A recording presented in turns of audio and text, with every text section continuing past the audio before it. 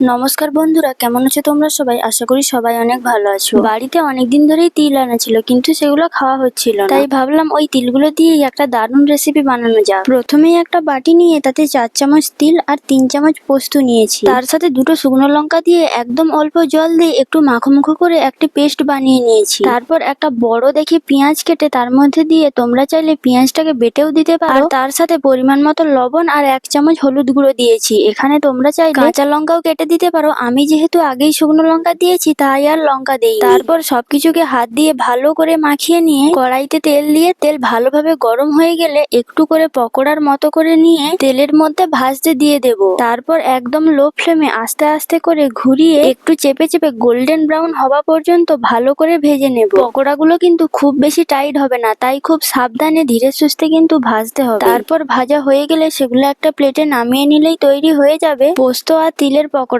তোমরা চাইলে এগুলো খালি মুখেও খেতে পারো, আবার ভাত দিয়েও খেতে পারো। টাটা।